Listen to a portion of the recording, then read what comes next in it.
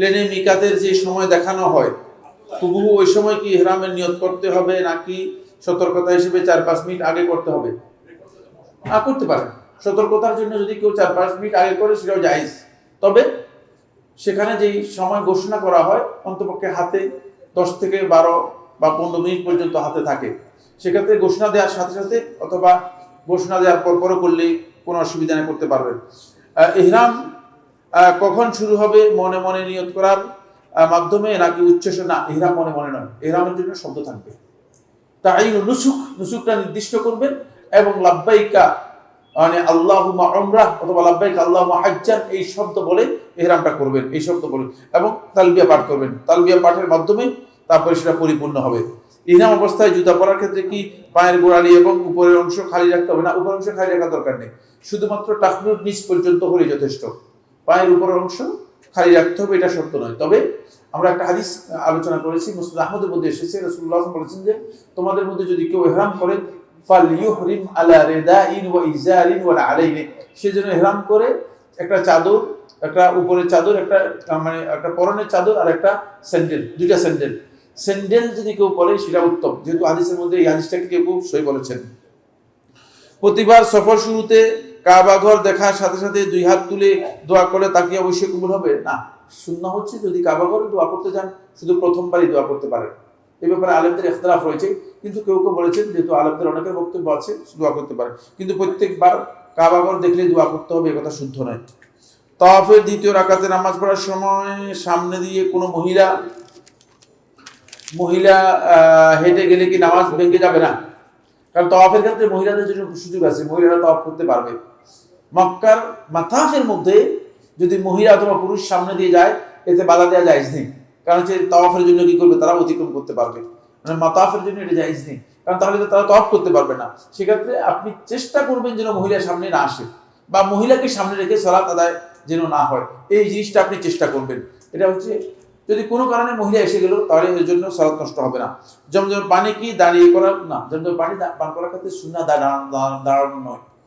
জমজমের পানি পান করার ক্ষেত্রে সুন্নাহ হচ্ছে বসে পানি পান করা। ঠিক জমজমের পানির ক্ষেত্রেও বসে পান করা হচ্ছে সুন্নাহ। কিন্তু যদি কোনো কারণে দাঁড়াতে না পারেন তাহলে বসতে না পারেন তাহলে দাঁড়িয়ে পান করতে পারেন। যেহেতু দাঁড়িয়ে পান করার ব্যাপারে যে হাদিসটি রয়েছে হাদিসটি সনদের দিক থেকে দুর্বল। কাবা ঘরের কোন অংশ ধরে দোয়া করলে দোয়া কবুল হয়? চোকাট না মুলতাজাম? মুলতাজাম চোকাট যেটাকে বলা হয় এটা একই জায়গায়। এই অংশে দোয়ার ব্যাপারে হাদিস রয়েছে, হাদিসটাকে তাসনিদ আবানি রহমাতুল্লাহ তার মানাসিকের মধ্যে সহি বলেছেন, এখানে দোয়া করতে পারেন, এখানে দোয়া করতে পারেন, কাবা ঘরের ভিতরে দোয়া করতে পারেন। হাতিম ভিতরে করণীয় কি? হাতিম যেটা রয়েছে এখানে যদি 2 রাকাত নামাজ পড়তে পারেন ভালো, কিন্তু জোর করে যাওয়ার দরকার নেই, সম্ভব না হলে না গেলেও অসুবিধা নেই। তবে সেখানে দোয়া করাও সুন্নাহ, সেটা আল্লাহর ঘরের অংশ, কিন্তু সেটা আল্লাহর ঘরের অংশ, যেটাকে হাতিম বলছেন, এটাকে হিজরি ইসমাইল বলা হয় তাকে, এটা হচ্ছে আল্লাহর ঘরের অংশ। সেখানে আপনি কি করতে পারেন? সেখানে আপনি দোয়া করতে পারেন। সূর্য উদয়ের আগে কি মুজদালেফার মাঠ সম্পূর্ণরূপে ত্যাগ করতে হবে? এটা বাধ্যতামূলক নয়, তবে মানে একেবারে আলোকিত হয়ে যাওয়ার পর থেকে শুরু করবেন। আপনি চেষ্টা করবেন যে যথাসম্ভব সূর্য উদয়ের মানে মধ্যেই বেরোয় যাওয়ার জন্য, যাতে করে আপনি সূর্য উদয়ের সাথে সাথে কি করতে পারেন, ওই জামারায় আকাবাতে গিয়ে পাথর নিক্ষেপ করতে পারেন। কিন্তু সম্ভব না হলে আপনি দেরি করে গেলেও কোনো অসুবিধা নেই, এখানে বাধ্যতামূলক নয়। 10ই জিলহজ জামরায় পাথর নিক্ষেপের পরপরই কিন্তু কোরবানির আগে চুল কামিয়ে ফেললে কি দম দিতে হবে? না, দম দিতে হবে না। এই মাসালার মধ্যে রাসূলুল্লাহ সাল্লাল্লাহু আলাইহি ওয়াসাল্লাম বলেছেন, আব্দুল্লাহ ইবনে আব্বাস বর্ণনা করেছেন, ইফআল ওয়ালা হারাজ, করো, কোনো অসুবিধা নেই। সুতরাং এখানে দম আসবে না, একটু আকবর হতে পারে, যদি আকবর হয়ে যায় এতে কোনো অসুবিধা নেই। এই অবস্থায় চুল কাটার পর সাধারণ পোশাক পরে ফরজ তাওয়াফ করে, হ্যাঁ, চুল কাটার পরে যখন আপনি হালাল হবেন সাধারণ পোশাকও পরতে পারবেন। জি, এটা আলোচনা হয়ে গেছে। আর কোনো প্রশ্ন আছে? আচ্ছা, রুকনে ইয়ামানি টাচ করে কি কোনো দোয়া আছে? না, এখানে কোনো দোয়া নেই, শুধুমাত্র স্পর্শ করাই হচ্ছে সুন্নাহ। তাকবীরে তাশরিক কখন থেকে শুরু হবে? তাকবীরে তাশরিক আমাদের দেশে প্রচলিত যেটা আছে এটা হলো মূলত 9 তারিখ ফজর থেকে শুরু হয়, একেবারে 13 তারিখ আসর পর্যন্ত। এটাকে তাকবীরুল মুকাইয়াদ বলা হয় থাকে। কিন্তু তাকবীরের সুন্নাহ হচ্ছে, আমি আগে মনে হয় এখানে আলোচনা করেছি, কোথায় আলোচনা করেছি আমি জানি না, সেটা হচ্ছে জিলহজ মাসের চাঁদ দেখার থেকে শুরু করে জিলহজ মাসের 13 তারিখ সূর্যাস্ত পর্যন্ত তাকবীর দেওয়া হচ্ছে সুন্নাহ। এ বিষয়ে ইনশাআল্লাহ অন্য সময় আমরা আলোচনা করব। তাশরিক মূলত এই দিনগুলোকে বলা হয় না, এটা প্রচলিত হয়ে গেছে, কিছু ভুল প্রচলিত হয়ে গেছে। তবে তাকবীর দেওয়ার সুন্নাহ হচ্ছে, আর তাকবীরুল মুতলাকের সুন্নাহ হচ্ছে জিলহজ মাসের চাঁদ দেখা থেকে শুরু করে 13 তারিখ সূর্যাস্ত পর্যন্ত তাকবীর দেওয়া হচ্ছে সুন্নাহ। হজের ইহরাম কি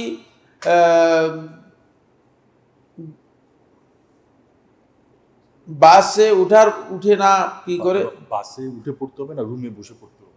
না, হজের ইহরামের জন্য বাসে না, যদি মক্কা থেকে তিনি ইহরাম করেন তাহলে তিনি রুম থেকে ইহরাম করবেন, বাসে উঠা শর্ত নয়।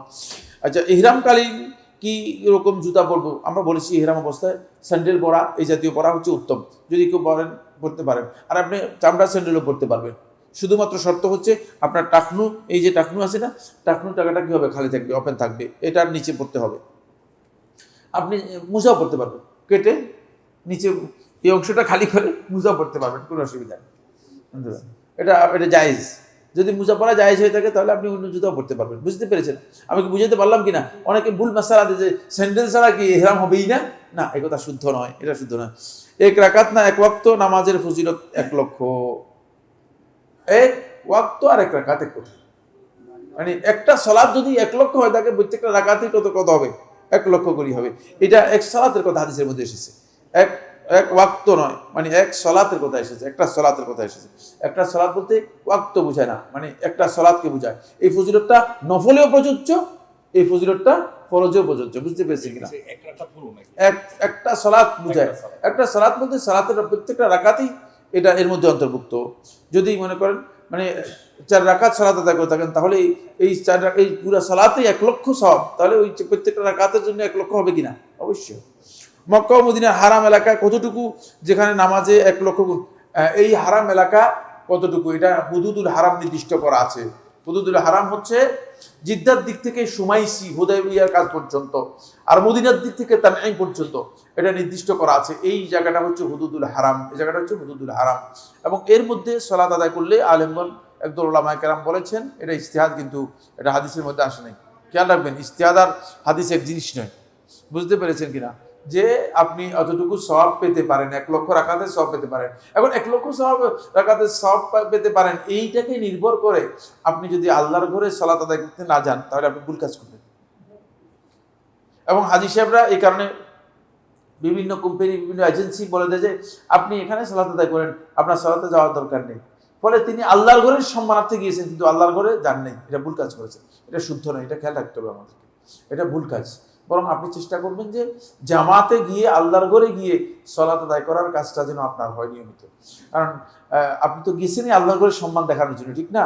সুতরাং আল্লাহর ঘরের সম্মানের জায়গায় গিয়ে যদি আল্লাহর ঘরের সম্মান না দেখিয়ে আপনি আল্লাহর ঘরে নাই যান, তাহলে তো আপনি ভুল কাজ করলেন, আপনার এই কাজটা সঠিক হলো না। খেয়াল রাখবেন যে আলেমদের ইজতিহাদের উপর নির্ভর করে শুধুমাত্র আপনি যদি ফজিলত থেকে মাহরুম হয়ে যান। কারণ এটা নিশ্চিত কেউ কথা বলতে পারবে না যে মসজিদে হারামে সালাত আদায় করলে যে ফজিলত রয়েছে ঘরে আদায় করলে সেই ফজিলত পেয়ে যাবেন, এটা নিশ্চিত করে কেউ বলতে পারবে না। সুতরাং এই ভুল যেন কেউ না করেন। মদিনা হারাম এলাকার ওখানে 10,000 না, মদিনা হারাম এলাকা না, শুধু মদিনার মসজিদের মধ্যে ফজিলত সাব্যস্ত হয়েছে। মদিনার মসজিদ ছাড়া মদিনা হারাম এলাকার মধ্যে এই ফজিলত সাব্যস্ত হয়নি, দুনিয়ার কোনো আলেম বলেন নেই। শেখ আব্দুল মোহসেন আল বদর আল আব্বাদ হাফিজাহুল্লাহ তাআলা, তিনি আমাদের ওস্তাদ ছিলেন, তিনি বলেছেন যে মসজিদ বলতে শুধুমাত্র মদিনার মসজিদকে বোঝানো হয়েছে। বিসমিল্লাহ ওয়াসসালাতু ওয়াসসালামু আলা রাসূলিল্লাহ ওয়া আলা আলিহি ওয়া আসহাবিহি ওয়া মান ওয়ালা বা'দ। আলহামদুলিল্লাহ, সালাতুল জুমার পর আমরা আপনাদের কিছু প্রশ্ন নিয়ে একত্রিত হয়েছি। আল্লাহ তাআলার কাছে তৌফিক কামনা করি, আল্লাহ তাআলা আপনাদের এই কঠিন মনের প্রশ্নগুলোর উত্তর দেওয়ার জন্য আমাকে তৌফিক দান করুন। ফজরের 2 রাকাত সুন্নত বাসায় পড়ে মসজিদে আসলে কি তাহিয়াতুল মসজিদ পড়তে হবে? হ্যাঁ, তাহিয়াতুল মসজিদ পড়তে হবে, কারণ তাহিয়াতুল মসজিদের সাথে ফজরের 2 রাকাত সুন্নতের কোনো সম্পর্ক নেই। ফজরের 2 রাকাত যিনি পড়ে আসছেন, তিনি মসজিদে প্রবেশ করলেই তাহিয়াতুল মসজিদ পড়তে হবে। তাহিয়াতুল মসজিদ রাসূলুল্লাহ সাল্লাল্লাহু আলাইহি ওয়াসাল্লাম একদিকে পড়তে নির্দেশ দিয়েছেন, আরেকদিকে রাসূলুল্লাহ সাল্লাল্লাহু আলাইহি ওয়াসাল্লাম বলেছেন যে মসজিদের জন্য তাহিয়াতুল মসজিদ যিনি পড়বে না, তিনি যেন না বসেন। এখন আপনি যদি তাহিয়াতুল মসজিদ পড়তে না চান, তাহলে আপনি দাঁড়িয়ে থাকতে হবে। কতক্ষণ পর্যন্ত দাঁড়িয়ে থাকবেন? ইকামত দেওয়া পর্যন্ত। ইকামত দিলে ইমামের সাথে সংযুক্ত হবে। যদি দেখেন যে অনেক লম্বা সময়, 3 মিনিট 2 মিনিট হলে হয়তো দাঁড়িয়ে থাকলেন, অসুবিধা নেই, মসজিদে বসবেন না। কিন্তু লম্বা সময় 10 মিনিট রয়ে গেছে, 10 মিনিট দাঁড়িয়ে থাকবেন কেন? তাহিয়াতুল মসজিদ পড়ে তারপরে মসজিদে বসবেন, অন্যথায় মসজিদে বসলে আপনি গুনাহগার হবেন। আর ফজরের সুন্নাত মসজিদে এসে পড়লে তারপর তাহিয়াতুল মসজিদ পড়া যাবে কিনা? না। ফজরের সুন্নাত যিনি পড়বেন তিনি মসজিদে প্রবেশ করে যদি ফজরের সুন্নাত পড়েন, ফজরের সুন্নাত এবং তাহিয়াতুল মসজিদ নিয়ত করে পড়বেন, তাহলে ডবল সওয়াব পাবেন। আর যদি শুধুমাত্র ফজরের সুন্নাত পড়েন তাহলে তাহিয়াতুল মসজিদ পড়তে হবে না, কিন্তু সওয়াব পাবেন কম, শুধু ফজরের সুন্নাতের সওয়াব পাবেন। এই জন্য নিয়ত করবেন ফজরের সুন্নাত এবং তাহিয়াতুল মসজিদ একসাথে নিয়ত করে পড়বেন। মসজিদ জিহরানা থেকে কি উমরা করা শুদ্ধ হবে? না, এটা মিকাত নয়। জিহরানা এর যেই জায়গাটা আছে এটা হচ্ছে মানে হারামের শেষ সীমানা। এটা হলো মানে হুনাইনের দিক থেকে আসার সময়, অর্থাৎ পূর্ব দক্ষিণ দিকে। এটা পূর্ব দক্ষিণ দিকে মানে লাস্ট মানে হারামের শেষ সীমানা। এটা মিকাত নয়, এটা মিকাত নয়। যিনি মানুষ মিকাতের দিক থেকে মানুষ কয় প্রকার জানেন কিনা? মিকাতের দিক থেকে মানুষ 3 প্রকার। 1 নম্বর হচ্ছে আফাকি। আফাকি হচ্ছে যে মিকাতের বাহির থেকে মিকাতে প্রবেশ করে, সে হচ্ছে আফাকি। আফাকি বলা হয় মিকাতের বাহির থেকে যে মিকাতে প্রবেশ করে। আমরা তো মিকাত থেকে অনেক দূরে, সুতরাং আমরা হচ্ছে আফাকি। দ্বিতীয় দল হচ্ছে হাদিরুল মসজিদুল হারাম, যারা মসজিদে হারামের মানে ভিতরের মানে কাছাকাছি অবস্থান করে। এটাকে বলা থাকে আসহাবুল মাওয়াকিত। মিকাতের ভিতরে আছে কিন্তু হারামের বাইরে। বুঝতে পেরেছেন? এটা হলো আহলুল মাওয়াকিত অথবা আসহাবুল মাওয়াকিত অথবা হাদিরুল মসজিদুল হারাম। 3 নম্বর হচ্ছে যারা হারামের মধ্যে বসবাস করে, যারা হারামের মধ্যে বসবাস করে, মক্কা এবং হারামের মধ্যে যারা বসবাস করে, এটা হচ্ছে মানে মসজিদে হারামের অধিবাসী। মসজিদে হারামের অধিবাসী, মসজিদে হারামের অধিবাসী যারা, তারা যদি উমরা করতে চায়, খুব ভালো করে খেয়াল করুন, তারা যদি উমরা করতে চায় তাদের জন্য সুন্নাহ হচ্ছে তারা হারাম থেকে বেরিয়ে বাহিরে কোথাও যাবে। ওই তারপরে বাহির থেকে, হারামের বাহির থেকে কি করবে? উমরার জন্য ইহরাম করে হারামে প্রবেশ করবে, তারপরে তারা উমরা করবে। এটা হলো মসজিদে হারামের অধিবাসী যারা, তারা। বুঝাতে পারলাম কিনা? বুঝতে পারছি না ভাই? মসজিদে হারামের অধিবাসী যারা, তারা। আর যারা আসহাবুল মাওয়াকিত আছে তারা তাদের বাড়িঘর থেকে উমরা ইহরাম করবে, তারা মিকাতে যেতে হবে না। আর মিকাতের বাহিরে যারা আফাকি আছে তারা মসজিদে হারামে প্রবেশ করলেও যদি উমরা এবং হজের জন্য প্রবেশ করে অবশ্যই মিকাত থেকে ইহরাম করে আসতে হবে, অন্যথায় তার ইহরাম হবে না। অন্যথায় কি হবে না? তার ইহরাম হবে না। বুঝতে পেরেছি না? বুঝতে পারিনি? সুতরাং এটি যে জিহরানা যেটা, এটা মূলত মিকাত নয়, এটা মিকাত নয়। আসসালামু আলাইকুম শেখ। ওয়ালাইকুম সালাম। আল্লাহর সিফাত সম্পর্কে উল্টোপাল্টা প্রশ্ন আসলে করণীয় কি? করণীয় হচ্ছে বেশি বেশি করে আউযুবিল্লাহ পড়বেন। আউযুবিল্লাহ পড়বেন। কি পড়বেন? আউযুবিল্লাহ পড়বেন। ইস্তেআযার যতগুলো আলফাজ আছে সেগুলো পড়বেন, আওয়াজ করে পড়বেন, আওয়াজ করে পড়বেন। তারপরে যদি তারপরেও দেখেন যে চাচ্ছে না, আউযুবিল্লাহি মিনাশ শাইতানির রাজিম 3 বার বলে বাম দিকে এভাবে, এটি এক প্রকারের ওয়াসওয়াসা। এটি এক প্রকারের ওয়াসওয়াসা। চেষ্টা করবেন যে এটাকে পরিপূর্ণরূপে প্রত্যাখ্যান করার জন্য। প্রথমে যদি প্রত্যাখ্যান করতে পারেন, আস্তে আস্তে কি করবেন? এখান থেকে বেঁচে যাবেন। কোনো কাজ করার ক্ষেত্রে কতটুকু পরিশ্রম করব, নাকি আল্লাহর উপর ভরসা করে এই কথা বলে অল্প পরিশ্রম করুন, এটা ভরসা নয়। না, এটা হলো আল্লাহর উপর ভরসা নয়, এটা আল্লাহর উপর ভরসা। কারণ আল্লাহ তাআলার উপর ভরসা হচ্ছে আপনার সাধ্যে যতটুকু আছে ততটুকু চেষ্টা করবেন। বুঝতে পেরেছেন? চেষ্টা করে তারপরে আল্লাহ তাআলার কাছে মানুষ কি করবে? বিষয়টা ন্যস্ত করবে। চেষ্টা না করে করবে না। ঘুমের সুন্নাহ কয় ঘন্টা? এটা সুন্নাহর সাথে জড়িত নয়, এটা আদাতের সাথে জড়িত। এটা আদাতের সাথে জড়িত। নবী সাল্লাল্লাহু আলাইহি ওয়াসাল্লাম মাঝের তৃতীয়াংশ নবী সাল্লাল্লাহু ঘুমাতেন, মাঝের তৃতীয়াংশ নবী সাল্লাল্লাহু কি করতেন? ঘুমাতেন। ওটা অ্যাপ্রক্সিমেটলি 3.5 ঘন্টার মতো হতে পারে, সেটা এর বেশি হবে। আবার নবী সাল্লাল্লাহু আলাইহি ওয়াসাল্লাম কখনো কখনো মানে শেষ তৃতীয়াংশের মানে কিছু অংশ ঘুমাতেন। কোনো কোনো রাওয়ায়াতের মধ্যে 1/6 কথা এসেছে। তবে নবী সাল্লাল্লাহু আলাইহি ওয়াসাল্লাম গালিব ঘুম ছিল। নবী সাল্লাল্লাহু আলাইহি ওয়াসাল্লাম মানে দ্বিতীয় তৃতীয়াংশ নবী সাল্লাল্লাহু আলাইহি ওয়াসাল্লাম কি করতেন? বেশিরভাগ ঘুমাতেন। কিন্তু এটা সুন্নাহর সাথে জড়িত মাসআলা নয়, এটা হচ্ছে আদাতের সাথে জড়িত মাসআলা। এই ক্ষেত্রে ইসলামের নির্দেশনা কি? ইসলামের নির্দেশনা হচ্ছে আল্লাহর বান্দাগণ নিজেদের ঘুমের অভ্যাসটাকে যত বেশি কমাবেন তত বেশি তার জন্য কি রয়েছে? তার জন্য বেনিফিট রয়েছে। কারণ ঘুম মানুষদেরকে অলস করে দেয়, ঘুম মানুষদেরকে ইবাদত থেকে সরিয়ে দেয়। ঘুম এর মাধ্যমে একজন ব্যক্তি তিনি আল্লাহ রাব্বুল আলামিনের নৈকট্যতার পথ থেকে দূরে সরে আসতে পারেন। এই কারণে ঘুমটাকে যত কমাতে পারেন, এটা হচ্ছে ইসলামের নির্দেশনা। ঘুমটাকে যত কি করতে পারেন? কমাতে পারেন। কিন্তু ইন্না লিনাফসিকা আলাইকা হাক্কান, আবু দারদা রাদিয়াল্লাহু আনহু হাদিস থেকে বোঝা যায় অবশ্যই একটা পোরশন, একটা টাইম অবশ্যই কি করতে হবে? ঘুমাতে হবে। একেবারে ঘুমকে ম্যানেজ করে দেয়া এটি সুন্নাহ পরিপন্থী কাজ। মানে যদি কেউ সারা রাত ঘুমকে ম্যানেজ করে দেন, একেবারে না ঘুমান, তাহলে এই কাজটি সুন্নাহ পরিপন্থী হবে, এই কাজটি সুন্নাহ পরিপন্থী হবে। আসসালামু আলাইকুম ওয়া রাহমাতুল্লাহ। ওয়া আলাইকুম আসসালাম ওয়া রাহমাতুল্লাহ ওয়া বারাকাতুহু। সিজদায় কোরআন থেকে দোয়া করলে কি আল্লাহুম্মা দিয়ে শুরু করতে হবে, যেমন আল্লাহুম্মা রাব্বানা আতিনা? শর্ত নয়। যদি কেউ আল্লাহুম্মা দিয়ে শুরু করতে পারে, এই দোয়ার মধ্যে অলরেডি মানে হাদিসের মধ্যে আল্লাহুম্মা শব্দ এসেছে, এই দোয়ার মধ্যে অলরেডি আল্লাহ হাদিসের মধ্যে এসেছে।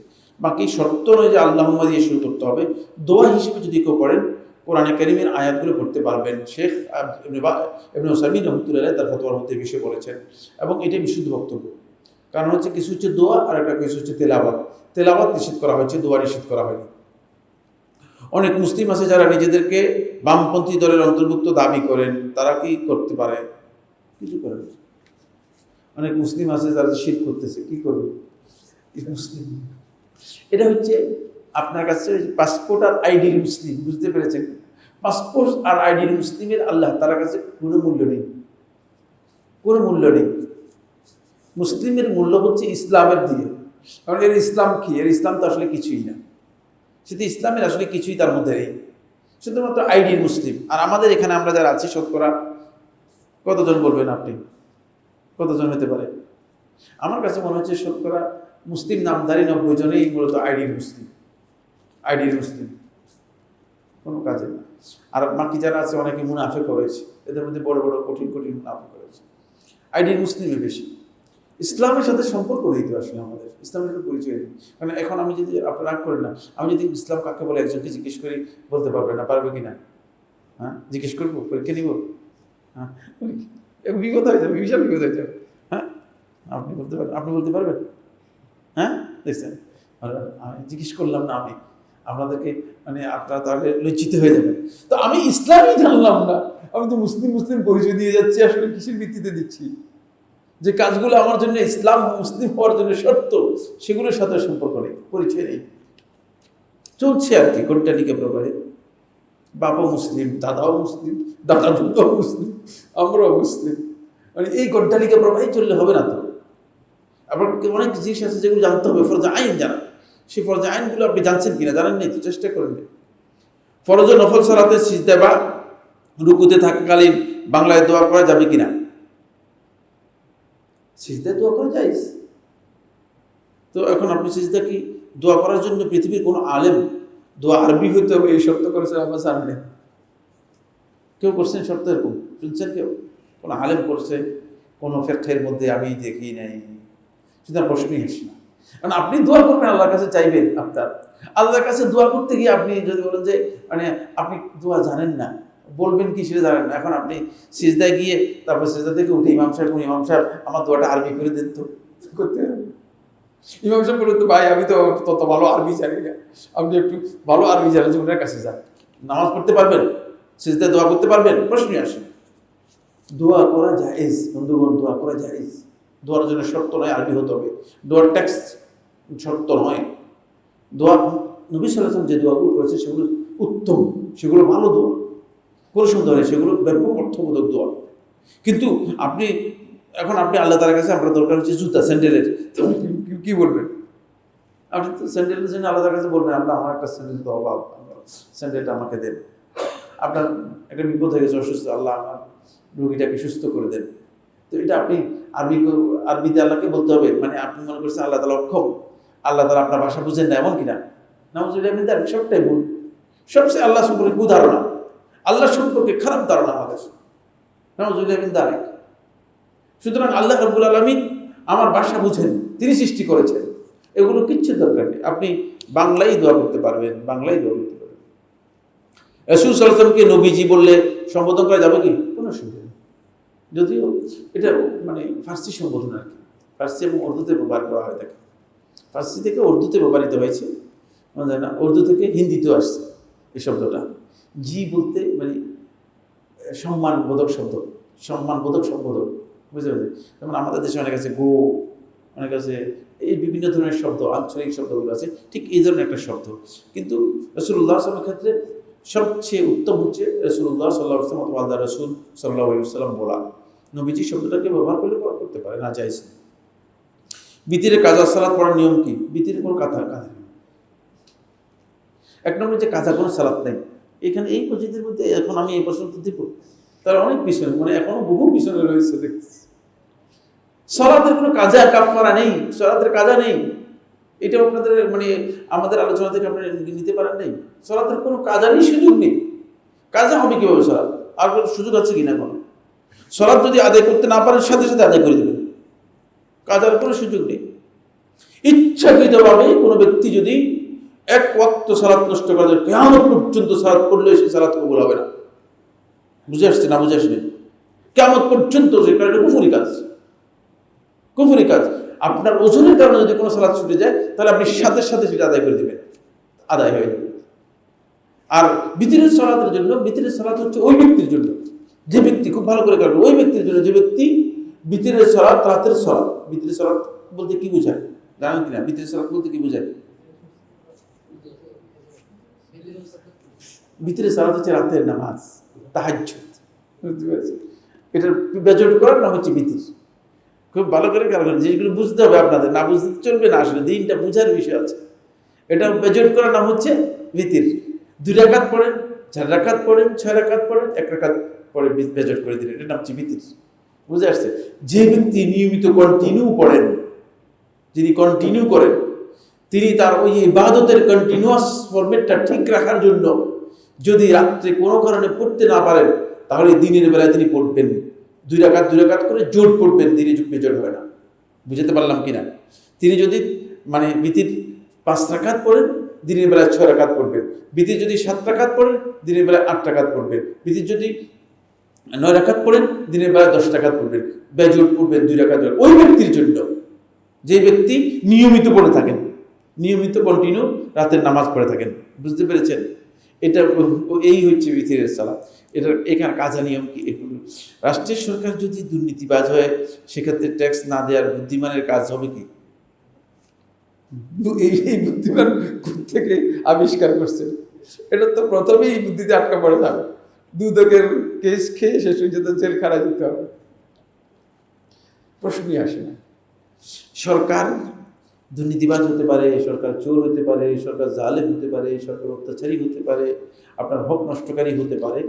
সেক্ষেত্রে সরকারের জন্য মানে সরকার মা আলাইহি লাহুম মা আলাইহি, তাদের জন্য তারা সেটাই পাবে যেটা তাদের উপর মানুষ দিয়েছে, তাদের হক তারা, তাদের অন্যায়ের কারণে অন্যায়ের প্রতিদান তারা পেয়ে যাবে।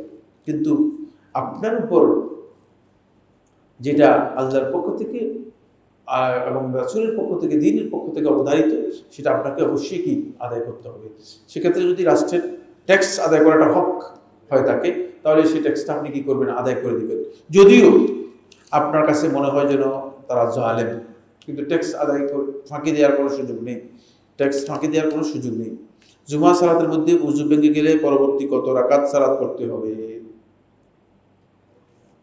জুমার সালাতের মধ্যে উযু নষ্ট হয়ে গেছে, আপনি উযু করতে চলে যাবেন।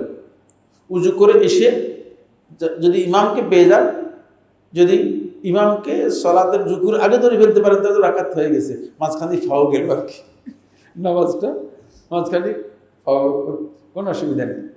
যেমন প্রথম রাকাতে, খুব ভালো করে গেল, প্রথম রাকাতে আপনি রুকু শেষ করে আপনি সিজদায় যাওয়ার আগে অথবা সিজদায় যাচ্ছেন, আপনার উযু নষ্ট হয়ে গেছে।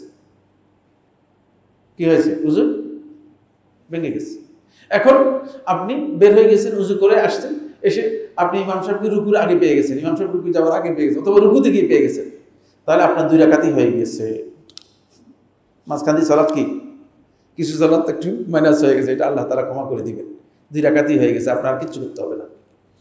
কিন্তু যদি এমন হয় যে আপনি জুমার সালাতের মধ্যে 1 রাকাত কমপ্লিট করেছেন, উযু করতে গেছেন, উযু করে এসে দেখেছেন ইমাম সাহেবকে আপনি তাশাহুদে পেয়েছেন অথবা রুকুর উপরে পেয়েছেন, তাহলে আপনাকে 1 রাকাত পূর্ণ করতে হবে। 1 রাকাত পূর্ণ করতে হবে, 1 রাকাত পূর্ণ করতে হবে। জি, আর নাই, জি, হ্যাঁ, একটা দিন, আর পরশু দিবেন না। আসসালামু আলাইকুম শেখ, চেয়ারে বসে নামাজ পড়ার ওযুর নিয়ম সংক্ষিপ্ত আকারে ইসলামী শরীয়তের পরিভাষায় আলোচনা করুন, জাযাকুমুল্লাহ খায়র। চেয়ারে বসে সালাত আদায় করার কোনো বিধান নেই ইসলামে। এটা ডাক্তারদের কাছ থেকে ফতোয়া নিয়েছে। ফতোয়া নিতে হয় আলেমদের থেকে, ফতোয়া নিয়েছে কার কাছ থেকে? ডাক্তারের কাছ থেকে। ডাক্তার এই লোকের বোঝেন হাঁটুর মধ্যে সামান্য ব্যথা, মানে কোনো না কোনো কারণে হয়তো ব্যথা হয়েছে, হতেই পারে, বিভিন্ন ধরনের সমস্যা হতে পারে। হাঁটুর ব্যথা, আপনি চেয়ারে বসে নামাজ পড়বেন না, তোমার ফতোয়া দিতে বলছে কে? ডাক্তার ফতোয়া দিতে বলছে কে? ফতোয়া তো বুঝতে হবে তোমার, বুঝলেন না? কারণ বেশিরভাগ লোকে বলছে আমার ডাক্তার বলছে চেয়ারে বসে বসে, মানে কোনো আলেমের কথা আমি কোনোদিন শুনি নেই। আজকের দিন পর্যন্ত কেউ আমাকে কথা বলে না যে আমাকে কোনো অমুক আলেমে বলছে আপনি চেয়ারে বসে সালাত আদায় করেন। আমার ডাক্তারে বলছে চেয়ারে বসে মানে সালাত আদায় করেন, ডাক্তারের ফতোয়া দিয়ে চলবে কিনা? হ্যাঁ, না, চলবে না। যেই ওজনের কারণে, খুব ভালো করে খেয়াল করুন, যেই ওজন, মূলনীতি হচ্ছে যেই ওজনের কারণে আপনি মানে যেই হুকুমটুকু পালন করতে পারতেছেন না, সাকাত হয়ে গেছে, সেটা আপনার বাদ যাবে, আর বাকিটা অবশ্যই আপনাকে পালন করতে হবে। আপনি যদি কিয়াম করতে পারেন, কিয়াম করতে হবে, রুকু করতে পারেন, রুকু করতে হবে, সিজদা করতে পারেন, সিজদা করতে হবে, কিন্তু আপনি নিচে বসতে পারেন না। নিচে বসতে হলে আপনাকে অত উঁচা জায়গায় অথবা কোথাও বসতে হবে, তাহলে আপনি সিজদা করে উপরে উঠে চেয়ারে বসবেন। শুধুমাত্র মানে আল উজরুল মুবিহ, মানে যেটা বৈধতা দানকারী ওজর, সেটা যেই কাজ এর আপনাকে করতে বাধা দিচ্ছে, সেই কাজটুকু আপনার কাছ থেকে সাকাত হবে। কিন্তু আপনি সবটাই করতে পারেন, আপনি নিচে অনেকক্ষণ বসতে পারেন না, তাহলে আপনি মানে চেয়ারে বসতে পারেন অথবা উঁচু জায়গায় বসতে পারেন, অথবা আপনি যেমন হাঁটুর কারণে আপনি পায়ের উপর বসতে পারেন না, তাহলে আপনি মানে স্বাভাবিকভাবে বসবেন অথবা পা খাড়া করে বসবেন। কিন্তু যতটুকু ওজর, ততটুকুর বাইরে আপনি কি পাবেন না, করতে পারবেন না, এটা জায়েজ নেই, তাহলে সালাত হবে না। সিজদা করা ফরজ। এখন সিজদা করতে পারেন কিনা আপনি? যদি সিজদা করতে পারেন না, আপনাকে সিজদা করতে হবে, সিজদা করতে হবে। এখন যদি আপনার ওজরটা এমন হয় আপনি রুকুও করতে পারেন না, আছে এরকম লোক আছে, রুকুও করতে পারেন না, সিজদাও করতে পারেন না, নিচে বসতে পারেন না, তাহলে আপনি কিয়াম করতে পারেন, আপনি কিয়াম করবেন, কিয়াম করে তারপরে আপনি এমন বসে রুকু করবেন, তারপরে আপনি বসে সিজদা করবেন। যেহেতু ওজনের কারণে আপনার এসবটাই করতে পারেন না, আপনি এটা নির্দিষ্ট করবে আপনার সমস্যাটা কি সেটার উপর, আর একটা ফাকিহ আপনাকে বলে দিবে যে আপনি কিভাবে সালাতটা আদায় করবেন। এখন সমস্যা হয়ে গিয়েছে, ডাক্তার ফতোয়া দিয়ে দিয়েছে আন্দাজের উপর। ডাক্তার অবশ্যই মানে পায়ে ব্যথা না যে এরকম লোক আছে নাকি? এখন তো মানে এই যুগে খুব কম সংখ্যক লোক আছে যাদের পায়ে ব্যথা নেই, বুঝতে পেরেছি। এখন আমি যদি বলি যে আবার পায়ে ব্যথা, ব্যথা তো থাকবেই, স্বাভাবিক কথাই। কিন্তু আমি যদি সিজদা করতেই পারি না অথবা বসতেই পারি না, তাহলে এই হুকুম, বুঝতে পেরেছেন? তাহলে আপনি কি করতে পারবেন? সামান্য ব্যথা আছে, আপনি কষ্ট করে বসতে পারেন। অবশ্যই আপনাকে ফরজ সালাতগুলো কি করতে হবে? এভাবে আদায় করতে হবে। ফরজ সালাতগুলো অবশ্যই আপনাকে সিজদা করে আদায় করতে হবে, এবং সবটাই যেগুলো ফরজ সেগুলো অবশ্যই করতে হবে। এগুলো সাকেত হবে না, কোনোটাই সাকেত হবে না। দাঁড়িয়ে সম্মান প্রদর্শন করা যাবে কি না? আমরা অফিসে সিনিয়র কেউ আসলে দাঁড়িয়ে সম্মান প্রদর্শন করি, এবং আমার বাসার সিকিউরিটি গার্ড বসা অবস্থায় থাকলেও দাঁড়িয়ে উঠে সালাম দেয়। এটা সঠিক কিনা? না, এই কাজটি সুন্নাহ সম্মত নয়। কাজটি সুন্নাহ সম্মত নয়। নবী সাল্লাল্লাহু আলাইহি ওয়াসাল্লাম সম্মান প্রদর্শনের উদ্দেশ্যে দাঁড়ানোকে নবী সাল্লাল্লাহু আলাইহি ওয়াসাল্লাম নিষেধ করেছেন। সুতরাং যেতুলা তাকুম মুকামা তাকুম লা আজিম, রাসূলুল্লাহ সাল্লাল্লাহু আলাইহি ওয়াসাল্লাম হাদিসের মধ্যে বলেছে, সহিহ বুখারী হাদিস, যে তোমরা যেভাবে অনারবরা সম্মান প্রদর্শন করার জন্য দাঁড়ায়, ঠিক সেভাবে তোমরা সম্মান প্রদর্শন করানোর জন্য দাঁড়াবে না। কিন্তু আমাদের এই অঞ্চলে এটা একটা মানে কালচার হয়ে গিয়েছে। যদি অফিসিয়াল কোনো কারণে বাধ্যবাধকতা থাকে, তাহলে তিনি এর জন্য গুনাহগার হবেন না। কিন্তু এ কাজটি সুন্নাহ সম্মত নয়। এটা হচ্ছে সুন্নাহ সম্মত নয়, এখানে দিয়েছেন। সেক্ষেত্রে অফিসিয়াল কারণে যদি তিনি বাধ্যবাধকতার মুখোমুখি হন, অনেক জায়গা আছে যে অফিসে যদিও বসকে দাঁড়িয়ে সম্মান না করেন, তাহলে হয়তো চাকরি থাকবে না। এ ধরনের কিছু পরিবেশ আছে, নাই যে এমন নয়। সেক্ষেত্রে অবশ্যই কী করতে হবে? দাঁড়াতে হবে, যেহেতু এটা অফিসিয়াল ডেকোরামের মধ্যে পড়ে গিয়েছে। অফিসিয়াল ডেকোরামের মধ্যে পড়ে গেলে এই কাজটি মানে সুন্নাহ সম্মত না হলেও আপনি যদি করেন, তাহলে আপনি গুনাহগার হবেন না, যেহেতু বাধ্যবাধকতা রয়েছে। কোরআন নিয়ে কসম কাটা যাবে কি না? কোরআন দিয়ে এভাবে কসম করার বিধান নেই, শুদ্ধ নয়। কসম করতে হয় আল্লাহ রাব্বুল আলামিনের নামে। সুতরাং কোরআনে কারীমের এই যে মুসহাফ দিয়ে যে কসম করা হয় থাকে, এটি সঠিক নয়, এই কাজটি ভুল। রাসূল সাল্লাল্লাহু আলাইহি ওয়াসাল্লাম বড় নাকি কোরআন বড়? এই প্রশ্ন অহেতুক, ফালতু প্রশ্ন। রাসূল সাল্লাল্লাহু আলাইহি ওয়াসাল্লাম আর কোরআন, এই দুইয়ের মধ্যে পার্থক্য যিনি বুঝেন নাই, তিনি ব্যাককলের মধ্যে প্রশ্ন করেছেন। কোরআন হচ্ছে আল্লাহর কালাম, আল্লাহ তাআলার সিফাত। রাসূল সাল্লাল্লাহু আলাইহি ওয়াসাল্লাম হচ্ছে আল্লাহ তাআলার মাখলুক। কত বিশাল পার্থক্য! কিচ্ছু বুঝিনি আমরা, মনে হয় না? এই প্রশ্ন এখান থেকে করছেন নাকি বাহির থেকে কেউ এসে ভুলে করেছেন? এখান থেকে করলে তো এখানে আমাদের এই যে খুতবা হয় থাকে, খুতবা সবগুলো বন্ধ হয়ে গিয়েছে। হ্যাঁ, তাই এ তো খুতবা পণ্ডই হয়ে গেছে। আল্লাহ রাসূল সাল্লাল্লাহু আলাইহি ওয়াসাল্লাম হচ্ছে মাখলুক, আর কোরআন হচ্ছে গায়র মাখলুক। কোরআন হচ্ছে সৃষ্টি নয়, আল্লাহ তাআলার সিফাত, আল্লাহ তাআলার জাতের সাথে জড়িত বিষয়। প্রশ্নই আসলে এই প্রশ্ন এত অবান্তর প্রশ্ন করেন, আজই বড় আশ্চর্যের বিষয়।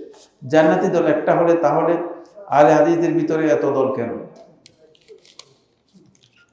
আহলে হাদিসদের ভিতরে এত দল কেন? এটা দৃষ্টিভঙ্গির ভুল হতে পারে, কিন্তু আকীদার দিক থেকে আহলে হাদিসদের মধ্যে কোনো দলাদলি নেই। বুঝতে পেরেছেন কিনা? আকীদা কি ভিন্ন ভিন্ন আছে নাকি? হ্যাঁ, এটা দৃষ্টিভঙ্গির পার্থক্য হতে পারে। বাজারের দোকানের মতো, বাজারের দোকানের মতো দোকানদার 10-12 জন হতে পারে, কিন্তু সবাই যদি মাল ঠিক থাকে যথেষ্ট। আকীদা যেহেতু আহলে হাদিসদের কি, আহলে হাদিসদের আকীদা ঠিক আছে, সুতরাং আকীদার ক্ষেত্রে আহলে হাদিসদের কোনো ধরনের বিবাদ বিভক্তি, কোনো দলাদলি নেই। খুবই স্পষ্ট বিষয়। দৃষ্টিভঙ্গির মধ্যে পার্থক্য থাকতে পারে, কথার মধ্যে পার্থক্য থাকতে পারে, আমার আইডিয়া আর একজন আইডিয়া এক নাও হতে পারে। এগুলো খুব সহজ কথা, এগুলোকে খুব সহজভাবে নিবেন। একটু মনটা বড় করে, এত সংকীর্ণ কেন? হ্যাঁ, এত সংকীর্ণ চিন্তা করতেছেন কেন? মনটাকে যত বড় করবেন ততই কাজে লাগবে, নিজেও বড় হতে পারবেন। বড় হওয়ার জন্য নিজের মনটাকে বড় করতে হয়, বড় হওয়ার জন্য মনটাকে বড় করতে হয়।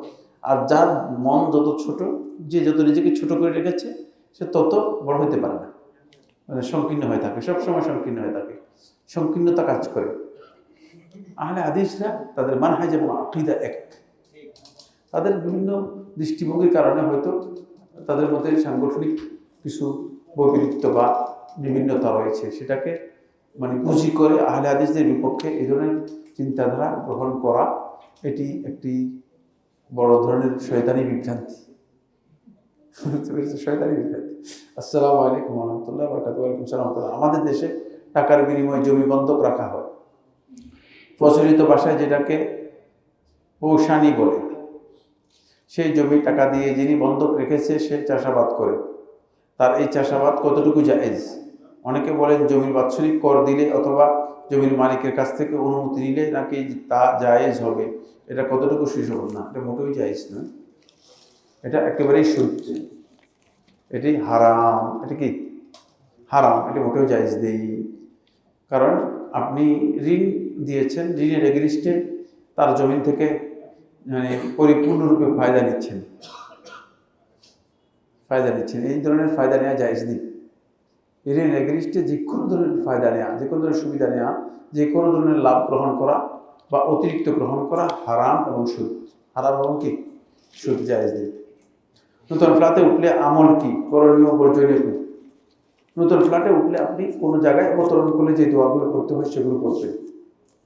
বিসমিল্লাহ, সালাম, এগুলোর মাধ্যমে প্রয়োজনে সূরা বাকারা কিছু অংশ তেলাওয়াত করবেন, আয়াতুল কুরসি এবং সূরা বাকারার শেষ 2 আয়াত তেলাওয়াত করবেন।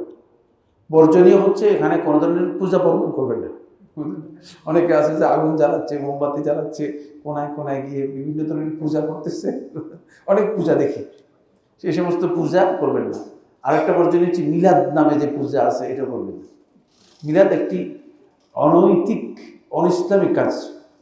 এর মধ্যে এমনভাবে মানে এত বাজে জিনিস ঢুকিয়ে দিয়েছে যে এখন এটা মানে সব জায়গাতেই মানে একটা পাইকারি মালের মতো। এগুলো করবেন না, এগুলো একেবারেই বর্জনীয় কাজ। মানে মিলাদ অর্থ হচ্ছে জন্ম, এখানে কি জন্ম হয়েছে? কোনো মিল আছে কিনা চিন্তা করেন।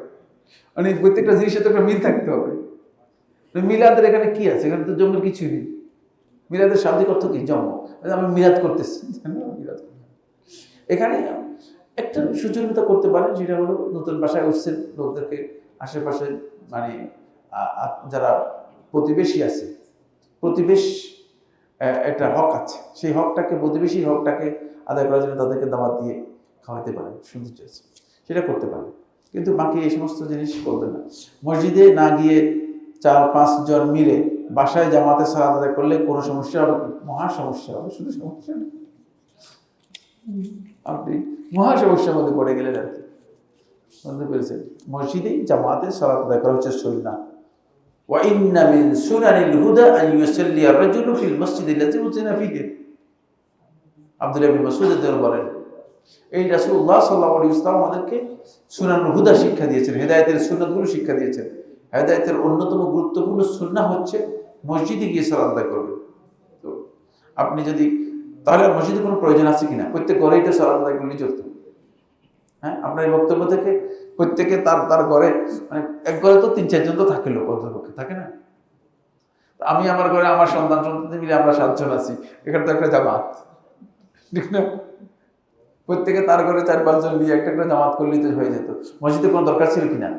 হ্যাঁ, আপনারা কি মনে করেন?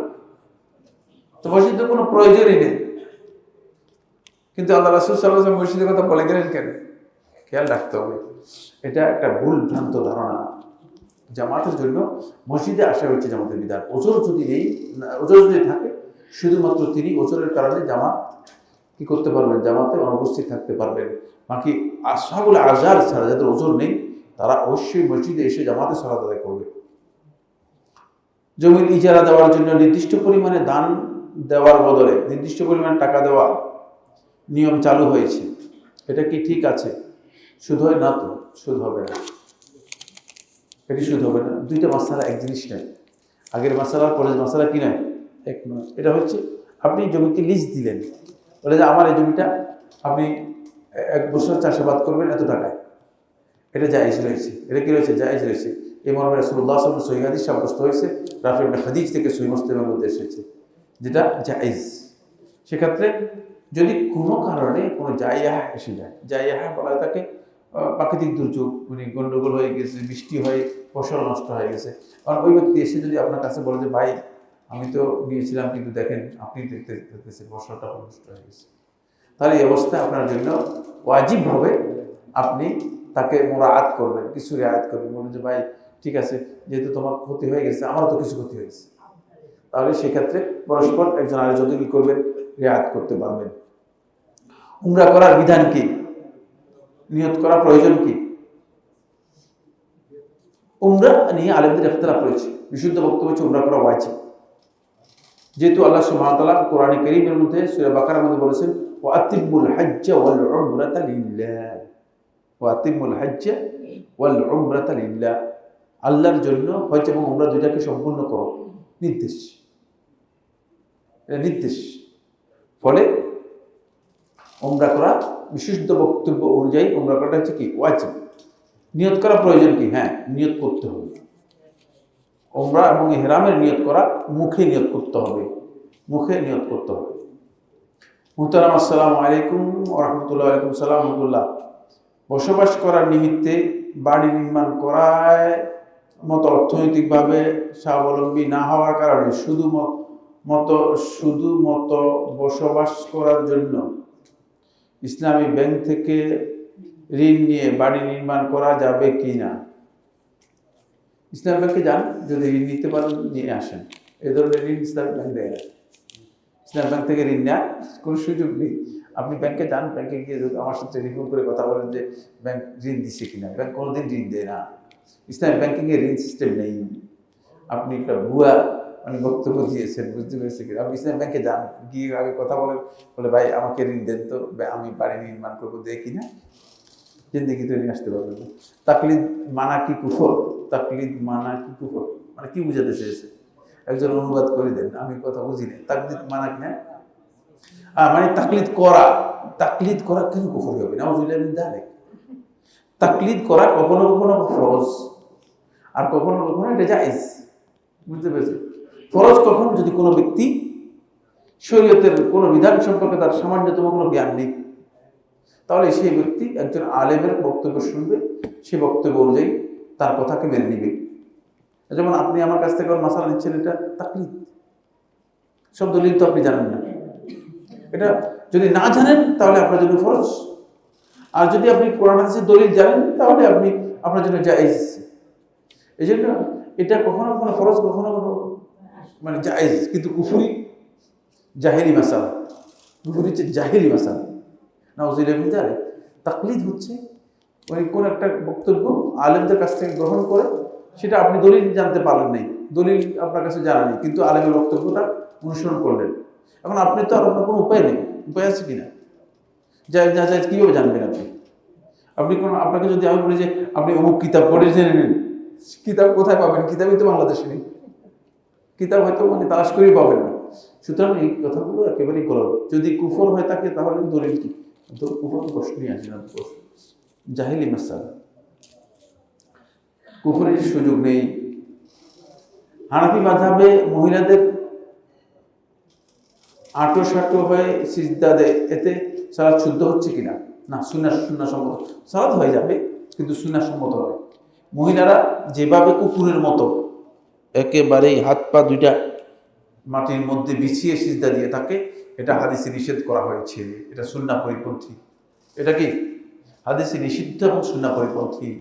সুতরাং এই ধরনের সিজদা যদি মহিলারা দিয়ে থাকে তাহলে তাদের সালাত হয়ে যাবে, যেহেতু সিজদা দিয়েছে। বাকি সিজদাটা সুন্নাহ সম্মত হয়নি, সিজদাটা সুন্নাহ সম্মত হয়নি। নবী সাল্লাল্লাহু আলাইহি ওয়াসাল্লাম সালাত আদায় করতে হলে অবশ্যই নবী সাল্লাল্লাহু আলাইহি ওয়াসাল্লাম সুন্নাহ যেভাবে বলেছে সেভাবেই সালাত আদায় করতে হবে, এই কাজটি শুদ্ধ নয়। মসজিদ থেকে বের করে দিলে কি করব? তখন তো আমি বাসায় সালাত আদায় করতে বাধ্য। মসজিদ থেকে বের করে দিলে আরেক মসজিদে গিয়ে সালাত আদায় করবেন? আর কেন, কি কারণে বের করে দেয়? সবাই তো আমারে চিনে। হ্যাঁ, তুই এই মসজিদ দাঁড়া, তুই আমার মসজিদে আয়, মানুষের পরে গাতায় বলতো যাবি না, কিন্তু আমি তুমি হিসাব পেয়ে দিলাম, সমস্যা দিয়ে যাবে। ওরা আমার চেহারা খুব ভালোভাবে চিনে, আমি এলাকার না, যদি এমন হয় যে আপনি মসজিদে সালাত আদায় করাটা প্রতিবন্ধক হয়ে গেছে, মসজিদ থেকে বের করে দিয়েছে, সেটা আরেক মাসআলা, সেটা তো আমরা বলতেছি আরেক মাস। মাত্র শুধু ঝামেলা হলো, হ্যাঁ শুধু ঝামেলা। না, যদি মসজিদে আপনার মসজিদ থেকে আপনাকে বের করে দেয় সেটা অবশ্যই ভিন্ন একটা অবসর, তাহলে তো আপনি মসজিদে জোর করে সালাত আদায় করবেন না, প্রশ্নই আসে। আসসালামু আলাইকুম ওয়ালাইকুম সালাম, কিন্তু এটা ইসলামের বিধান নয়। মসজিদ থেকে বের করে দেওয়া যেমন হারাম এবং কুফরি। ওমান আযযালু মিম্মান মানা'a মাসাজিদাল্লাহি আন ইউযকারা ফিহা ইসমুহু ওয়া সা'a ফি খারাবিহা। এটি সবচেয়ে বড় জালিম। যিনি মসজিদ থেকে কাউকে বের করে দিয়েছেন তিনি হচ্ছে সবচেয়ে আল্লাহর ভাষায়, কোরআনের ভাষায় সবচেয়ে বড় জালিম, সবচেয়ে বড় জালিম। আর আপনি কেন মসজিদ থেকে বেরিয়ে আসছেন, আপনার কি আচরণটা কি, আপনার আচরণের মধ্যে কি ত্রুটি ছিল সেটাও আপনাকে নিশ্চিত করতে হবে। হতে পারে যে আপনি এমন আচরণ করেছেন যে আচরণ মানুষের সাথে শালীন নয়, তাহলে আপনাকে আরো শালীন সুন্দর আচরণ শিখতে হবে, আপনার আখলাক চেঞ্জ করতে হবে। আমি আপনার কাছ থেকে কোনো প্রশ্ন নিচ্ছি না, ঠিক আছে? একবারও কথা বলবেন না। এটা থেকে বোঝা যাচ্ছে যে আপনার আচরণগত সমস্যা রয়েছে, বুঝতে পেরেছেন? এখান যেহেতু বোঝা যাচ্ছে যে আপনার আচরণগত সমস্যা রয়েছে। আমি তো বললামই শালীন আচরণ শিখুন, আচরণ শিখুন, আদব কায়দা শিখুন, তাহলে আমরা কাজে লাগবে। বুঝতে আসছে? আমাদের সমস্যা হচ্ছে এই জায়গায় যে আমরা রিয়েক্ট করি বেশি। রিয়েক্টের কোনো বৈধতা নেই, রিয়েক্টের কোনো বৈধতা নেই। শেখার চেষ্টা করুন, শেখার চেষ্টা করুন। আসসালামু আলাইকুম, আমি তো আপনার কাছে প্রশ্ন জিজ্ঞেস করিনি, আর প্রশ্ন উত্তর লিখিত প্রশ্ন উত্তর হচ্ছে, সুতরাং কেউ এখানে দ্বিতীয়বার কি করার সুযোগ নেই, প্রশ্ন করার সুযোগ নেই। আসসালামু আলাইকুম। ওয়ালাইকুম সালাম। শেখ, নবী সাল্লাল্লাহু আলাইহি ওয়াসাল্লাম নবুয়ত পাওয়ার পূর্বে কি নবী ছিলেন? কিভাবে কথাটা প্রশ্ন হয় কিনা, কত জাহিলি বক্তব্যের একটা সাইজ আছে। নবুয়ত পাওয়ার পূর্বে কি নবী ছিলেন, প্রশ্নই আসে না। নবুয়ত পাওয়ার পূর্বে নবী ছিলেন, এ কথা বলার কোনো সুযোগ নেই। এই বক্তব্যগুলো আসলে বুঝলেন না, জাহিলি যুগের জাহেলরা যেটা বলে নাই, এটাই এখন আমাদের যুগে শুয়ে যাচ্ছে। এগুলো জাহিলিয়াতের একটা শেষ পর্যায়ের বক্তব্য। নবী সাল্লাল্লাহু আলাইহি ওয়াসাল্লাম নবুয়ত পেয়েছেন যে মাধ্যমে, সেই মাধ্যমে নবী সাল্লাল্লাহু আলাইহি ওয়াসাল্লাম নবুয়ত। এই জন্য নবী সাল্লাল্লাহু আলাইহি ওয়াসাল্লাম তো মক্কায় দীর্ঘ সময় ছিলেন, কিন্তু নবী সাল্লাল্লাহু আলাইহি ওয়াসাল্লাম বলেন যে আমি নবী, বলছেন না? জন্মের পর নবী সাল্লাল্লাহু আলাইহি ওয়াসাল্লাম বলছেন যে আমি নবী, শুনছেন নাকি? এই সমস্ত ফালতু কথার কোনো অর্থ নেই। এগুলো নির্বুদ্ধির বক্তব্য, জাহিলদের বক্তব্য, বুঝতে পেরেছেন? সে বালঙ্ককারী জাহিলদের বক্তব্য। বর্তমানে সরকারি চাকরি ক্ষেত্রে নিয়োগের জন্য টাকা দিয়ে চাকরি নিতে হয়, সুতরাং যে চাকরি ঘুষ দিয়ে যুক্ত হতে হয়, পরবর্তী সারা জীবন কি তার বেতন আয়গুলো কি হারাম হবে? কারণ সে তো ঘুষ দিয়ে যুক্ত হয়েছে না। ঘুষ দেওয়ার কাজটা হারাম। ঘুষের এই হারাম যদি কেউ দিয়ে থাকেন তিনি গুনাহগার হবেন। এই হারামের জন্য তিনি চাকরি করলে সারা জিন্দেগি তার সমস্ত ইনকাম হারাম হয়ে যাবে। বক্তব্য শুদ্ধ হয়, এই বক্তব্য শুদ্ধ হয়। কারণ যে চাকরি না করলে আপনার টাকা দিবে, ঘুষ দেওয়ার কারণে চাকরি হয়েছে, ঘুষ দেওয়াটা হারাম কাজ হয়েছে, কিন্তু ঘুষ এর কারণে পরবর্তীতে আপনার সমস্ত ইনকাম হারাম হয়ে যাবে। এই বক্তব্য ফতোয়া, ইসলামী ফতোয়া নয়। কারণ হচ্ছে কাজ না করলে আপনাকে 1 টাকা বেতন দিবে না। কাজের এগেনিস্টে আপনি টাকা নিচ্ছেন, বেতন নিচ্ছেন। কাজটা যদি আপনার বৈধ হয়, আপনার বেতনটা কি হবে? বৈধ হবে। কিন্তু আপনি যে কাজটা করেছেন ঘুষ দেওয়া, সেটা হারাম ছিল। উস্তাদ জি, সালাম নেবেন এই পদ্ধতিতে সালাম কি আপনাদের সিস্টেম? না না, আসসালামু আলাইকুম লিখতে হয়, বুঝতে পেরেছেন? আমি একজনকে ভাই সালাম নিবেন বলো, আমাদের কি নবী সাল্লাল্লাহু আলাইহি ওয়াসাল্লাম যে শিখিয়েছেন, যেগুলো শিখলে আমরা জানতে হবে। আমরা লিখবো যখন, তখন আসসালামু আলাইকুম লিখবো, সালাম নিবেন। এগুলো আগেকার যুগের কথা, বুঝলেন না? যখন মানুষ পুতুল খেলা খেলতো তখনকার কথা এগুলো। প্রশ্ন, সবুজ কলসি, লাউয়ের খোল, বাঁকড় এবং আলকাতরার প্রলেপযুক্ত পাত্র ব্যবহার করার হুকুম কি? এগুলো ব্যবহার করা জায়েজ। তখনকার সময় মদের পাত্রগুলোর একটা পরিচয় ছিল, যেগুলো আপনি উল্লেখ করেছেন, সেটা এটা নয়। মূলত এই ধরনের পাত্র ব্যবহার করা জায়েজ, কিন্তু মদের পাত্রগুলো তখনকার নাম ছিল আলাদা আলাদা, এই জন্য সেগুলো নিষেধ করা হয়েছে। কারণ যখন মদের পাত্রের মধ্যে খাবার নিয়ে আসবেন, পানীয় নিয়ে আসবেন, তো আপনার খেয়াল করে যারে আমরা তো মদ খেতাম, আমরা তো মদের দিকে আপনার আকর্ষণ চলে যাবে। এই জন্য তখন রাসূল নবী সাল্লাল্লাহু আলাইহি ওয়াসাল্লাম এগুলো ব্যবহার করতে নিষেধ করে দিয়েছেন। এখন এই ধরনের পাত্র নেই মদের পাত্রে। এখনও মদের পাত্র যেগুলো আছে সেগুলো ব্যবহার না করাটাই উত্তম। জি, ক্যামেরা দিয়ে ছবি তোলা বিধান কি? ক্যামেরায় ছবি যেটা ইমেজ বলা হয়, ক্যামেরায় যে ছবি এটাকে ইমেজ বলা হয়। এই প্রকারের ইমেজ সম্পূর্ণরূপে জায়েজ, সম্পূর্ণরূপে কি জায়েজ। তবে যথাসম্ভব চেষ্টা করবেন মানে কম করার জন্য, অপ্রয়োজনীয় কাজ ইমানদার ব্যক্তিগণ যত কম করতে পারেন। এখন তো আপনাদের বেশিরভাগ লোককে দেখি যে যারা হজ এবং উমরা করতে যায় এরা ফটোগ্রাফার হিসেবে যায়, হজ এবং উমরার জন্য যাচ্ছে না। তিনি এখানে ছবি উঠান, ওখানে পোজ দেন, এখানে সেলফি দেন। তিনি হজ এবং উমরা করতে গেছেন নাকি তিনি ফটোগ্রাফার হিসেবে গেছেন? এগুলো এই কাজ উচিত না, কোনো ব্যক্তি এই ধরনের কাজ করা উচিত না, বুঝতে পেরেছেন? মানে আমরা এই সমস্ত ক্ষেত্রে তাসাহুল একেবারেই শিথিলতার এমন পর্যায়ে চলে গিয়েছি, মানে শিথিল হতে হতে হতে হতে এখন আর শিথিলতার আর কোনো সাইজ নেই, নিচে চলে গিয়েছি। এটা উচিত না। এই কেন আপনি আল্লাহর ঘরে সেখানে গেছেন, তওয়াব করতেছেন, মানে চতুর্দিকে নিজে লোকদেরকে দেখাচ্ছেন না, এগুলো ঠিক না। ইবাদতের মধ্যে রিয়া এসে যাচ্ছে, ইবাদত নষ্ট হয়ে যাচ্ছে। আসসালামু আলাইকুম। ওয়ালাইকুম সালাম। মুহতারাম, আমার এক সহকর্মী সুফিবাদ বান্দার মধ্যে আল্লাহ ঢুকে যাওয়া ইত্যাদি নিয়ে মানুষকে বিভ্রান্ত করছে। আমি যদি এগুলো অন্যকে বলি তবে কি গীবত হবে? এক্ষেত্রে আমি যদি কথা বলি তবে প্রায়ই ঝগড়া হয় এবং কথা কাটাকাটি হয়, এক্ষেত্রে আমি কি চুপ থাকবো? আর যদি এমন হয় যে সে আপনার কাছ থেকে হক জানার জন্য চাচ্ছে না, তাহলে আপনি আর তাকে বলার দরকার নেই। তাকে এতটুকু বলবেন যে তোমার এই আকীদা এটা কুফরি আকীদা, এতটুকু যথেষ্ট। সুতরাং এই আকীদা যে পোষণ করবে সে কাফির হয়ে যাবে, এতটুকুই যথেষ্ট। আপনার পক্ষ থেকে এই বক্তব্যই যথেষ্ট। আপনি বসে বসে তার সাথে ঝগড়া করবেন কি কারণে? সময় নষ্ট করার দরকার আছে? ঝগড়া না করে জিকির করেন, সুবহানাল্লাহ, আলহামদুলিল্লাহ, লা ইলাহা ইল্লাল্লাহু আকবার, লা হাওলা ওয়ালা কুওয়াতা ইল্লা বিল্লাহ। এগুলো হচ্ছে আমাদের আল বাকিয়াতুস সালিহাত, এগুলো করেন। বুঝতে পেরেছেন? কোনো দরকার নেই ঝগড়া করার, এখানে কোনো ফায়দা নেই। কারণ এই ব্যক্তি তো আপনার কাছ থেকে হক কবুল করার জন্য আসেও নেই, হক কবুল করবেও না। তাকে যদি মনে করেন যে সে হক কবুল করার পক্ষে চাচ্ছে জানার জন্য, তাহলে তার সাথে কথা বলতে পারেন। যে ব্যক্তি আসছে ঝগড়া করে তার দিনই আপনাকে নেওয়ার জন্য, তার সাথে ঝগড়া করার কোনো দরকার নেই। বুঝতে পেরেছেন কিনা? তাকে বোঝানোর দরকার নেই, তার সাথে ঝগড়া করার কোনো প্রয়োজন নেই। তাকে শুধু এতটুকু বলেন যে আপনি যে কাজ করতেছেন এটা বাতিল, আপনার কাজটা বাতিল, এতটুকুই যথেষ্ট। হাজতের নামাজ এবং ইস্তেখারার নামাজ কিভাবে আদায় করতে হবে?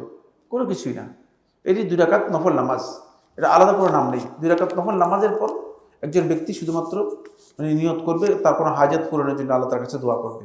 ইস্তেখারা 2 রাকাত নফল নামাজ পড়বে এবং তারপরে তিনি আল্লাহ তাআলার কাছে দোয়াউল ইস্তেখারা, যেটা হাদিসের মধ্যে রয়েছে, আল্লাহুম্মা ইন্নী আস্তাগফিরুকা বিকুদরাতিকা, এই দোয়াটি পড়বে, আর কিছুই না।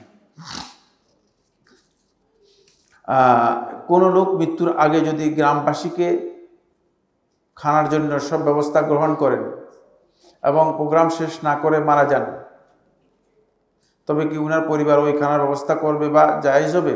যেহেতু মৃত্যু কেন্দ্রিক খানা বিদআত। গ্রামবাসীকে খাওয়ানোর উদ্দেশ্য কী ছিল? যদি উদ্দেশ্য হয় যে সদকা করা, আগে সদকা করার জন্য নিয়ত করেছেন, তাহলে তার এই সদকা করা জায়েজ, তার পক্ষ থেকে সদকা করা কি জায়েজ।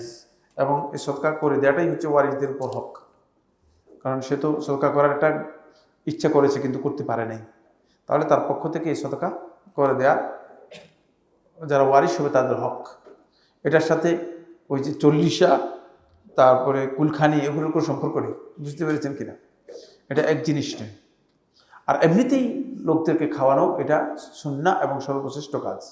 ইসলামের সবচেয়ে শ্রেষ্ঠ কাজ হচ্ছে কি?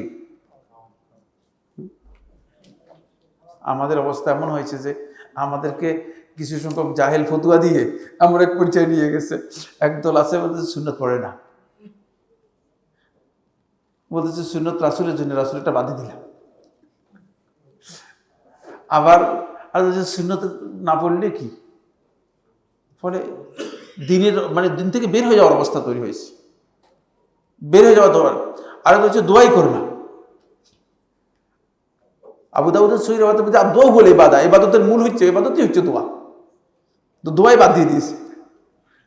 যেহেতু আমরা বলেছি ফরজ সালাতের পরে সম্মিলিত মুনাজাত করা বেদাত, আর একবারে দোয়াই শেষ, দোয়া করলেই বেদাত হয়ে গেছে। কিচ্ছু বুঝি না, জাহিলদের ফতোয়া নিয়ে আমরা চলছি, জাহিলদের ফতোয়া নিয়ে আমরা চলছি। তারপরে এই খাবার খাওয়ানো, এটা হচ্ছে ইসলামের সবচেয়ে শ্রেষ্ঠ কাজ। এখন আপনি ওইটা হচ্ছে বুঝলেন মৃত ব্যক্তির জন্য 40 করা অথবা মৃত ব্যক্তির কুলখানি করা, এটা একটা বেদাতি ফরমেট, এই জন্য ওই কাজ করা যায় নেই। কিন্তু আপনি মৃত ব্যক্তির পক্ষ থেকে সৎকার করতে পারেন, খাওয়াইতে পারেন, তারপরে এমনি লোকদেরকে খাওয়াতে পারেন, এগুলো অত্যন্ত ভালো কাজ। যাকে দেখবেন বলবেন, তাকে ডেকে এনে বলবেন যে আসেন নাস্তা করেন, নাস্তা করেন, খেয়ে যান, এটা সবচেয়ে শ্রেষ্ঠ কাজ। দেখা গেল বলছে না একেবারেই বন্ধ, খাওয়াইলেই মনে হয় যেন কবিরা গুণা হয়ে গেল আর কি, এগুলো মোটামুটি। এখানে এই লোক সৎকার করার ইচ্ছা করেছে, আল্লাহর হক, বুঝতে পেরেছেন? সদকাটা কার জন্য? আল্লাহর জন্য। এখন তার ওয়ারিসদের উপর হক হয়ে গিয়েছে, তারা এই সদকা করতে পারে। আসসালামু আলাইকুম। ওয়ালাইকুম সালাম। চিকিৎসার জন্য ভারতের চেন্নাই 10 দিনের জন্য যাব, ইনশাল্লাহ সেখানে সালাত কসর করব কিনা? চেন্নাইতে যাবেন, কসর করবেন অবশ্যই, মুসাফির যেহেতু আপনি যাচ্ছেন, কসর করবেন অবশ্যই, সফর তো অবশ্যই কসর করবেন। আসসালামু আলাইকুম উস্তাদ, আল্লাহ তাআলা আপনার কল্যাণ করুন, আল্লাহুম্মা আমিন। হজ ফরজ হওয়ার জন্য ন্যূনতম সম্পদ কি হবে? কারো যদি বসত বাড়ির অতিরিক্ত জায়গা থাকে, সেটা বিক্রি করে কি হজ যাওয়া ফরজ না? আপনার মনে করেন 10 বিঘা জায়গা আছে, সেগুলো তো কোনো উৎপাদন নেই, কিচ্ছু নেই, পড়ে রয়েছে, আপনার হজ ফরজ হয়নি, টাকা নেই তো, ক্যাশ নেই, আপনি এখন জায়গাগুলো বিক্রি করবেন, বিক্রি হলে হ্যাঁ, যদি বিক্রি হয়, বিক্রির জন্য তো আপনি এটা রাখেন নেই। কথাটা বুঝতে পারলাম কিনা? বিক্রির জন্য তো আপনি এটা রাখেন নেই।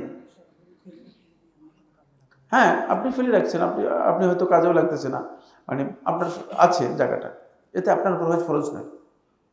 হ্যাঁ, বিক্রি করলে টাকা যদি আসে তাহলে হজ ফরজ হবে, কারণ আপনার হজ ফরজ হতে আপনাকে অবশ্যই নিজের যে প্রয়োজনীয় নিডস আছে তার অতিরিক্ত আল্লাহর ঘরে যাওয়া এবং আল্লাহর ঘর থেকে আসা, এবং এর পরিপূর্ণ খরচ আপনার থাকতে হবে। আপনার কাছে তো খরচ নেই, জমিন আছে, কথা কি বুঝতে পারলাম? জমিন তো কি নয়, জমিন তো ক্যাশ সম্পদ নয়, জমিন বিক্রি করলে কি হবে? ক্যাশ হবে। সুতরাং আপনি বিক্রি করার পরে আপনার উপর খরচ হবে, বিক্রি করার আগে নয়। বিক্রি না করলে এটা ক্যাশ হবে না। এই কারণে জমিনের উপর জাকাত হয় না, জমিনের উৎপাদনের উপর কি হয়? জাকাত হয়। বুঝতে পেরেছেন কিনা? জমিন বিক্রি করে মূল্য ধরে জাকাত দেওয়া যায় নেই, বুঝতে পেরেছেন কিনা? কারণ জমিন সম্পদ, কিন্তু জমিন তো আসলে ইটসেলফ নিজে নিজে এটা মানে ক্যাশ না। যদি ক্যাশে আসে তখন জমিন কি হবে? জমিন আপনার তাহলে আপনার উপর খরচ হবে। কিন্তু জমিন যদি আপনি রাখেন, জমিন যদি আপনি ক্রয় করে রাখেন ব্যবসা করার জন্য, বিক্রি করার জন্য, তাহলে এটা ব্যবসায়িক পণ্য হিসেবে ধরা হবে। এটা কি হবে? ব্যবসায়িক পণ্য হিসেবে ধরা হবে। তখন ব্যবসায়িক পণ্য হিসেবে জমিনের হুকুম হবে। তখন কিন্তু জমিনের হুকুম এই যে মাঠে পড়ে রয়েছে এই জমিনের হুকুম হবে না। তখন যে এটা আপনার কাছে ব্যবসায়িক পণ্য হিসেবে থাকার কারণে ব্যবসায়িক পণ্যের উপর যেভাবে জাকাত আসে সেভাবে জাকাত আসবে। আসসালামু আলাইকুম শেখ। ওয়ালাইকুম সালাম। অ্যালকোহলযুক্ত পারফিউম ব্যবহারের হুকুম জানতে চাই। কোনো অসুবিধা নেই, অ্যালকোহলযুক্ত পারফিউম ব্যবহার করা যায়। অ্যালকোহল অপবিত্র একথা সঠিক নয়, একথা কিনা সঠিক নয়। অ্যালকোহল ব্যবহার না করলে উত্তম, সন্দেহ থাকলে পরিহার করা উত্তম, কিন্তু অ্যালকোহল অপবিত্র এই বক্তব্য কিনা সঠিক নয়, এ বক্তব্য সঠিক নয়। আসসালামু আলাইকুম। হয়তো কোনো নস নেই, কোনো অ্যালকোহলের কোনো নস আছে? কোনো দলিল পেয়েছেন কোথাও? অ্যালকোহল সম্পর্কে কারোর কাছে দলিল জানা আছে? অ্যালকোহল রাসূলের সময় ছিল? অ্যালকোহলের মূল পরিচয় কি কেউ জানেন? বুঝলেন? অ্যালকোহল কোনো নস নেই, অ্যালকোহল অপবিত্র কথা শুদ্ধ নয়। আসসালামু আলাইকুম। ওয়ালাইকুম সালাম।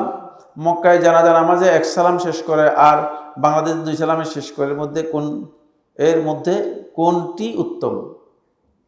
উত্তম হচ্ছে 1 সালাম দিবেন। উত্তম হচ্ছে কি? 1 সালাম দিবেন। ইবনে কুদামা মাকদিসি রহমতুল্লাহ কিতাবুল মুগনিতে বলেছেন সাহাবায়ে কেরামরা সবাই 1 সালাম দিতেন।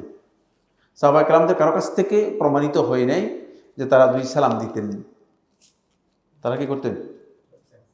সাহাবায়ে কেরামরা কেউ 2 সালাম দিতেন, এটা প্রমাণিত হয় নাই। ফলে ইবনে কুদামা মাকদিসি রহমতুল্লাহ বলেন মানে ওয়ালাইসা লাহু মুখালিফুন ফি হাযিহিল মাসআলাতি, এই মাসআলার মধ্যে সাহাবায়ে কেরামদের কোনো মুখালিফ ছিল না, মানে ভিন্ন মত পোষণকারী ছিল না। অর্থ কি? অর্থ বলতে পারবেন কেউ?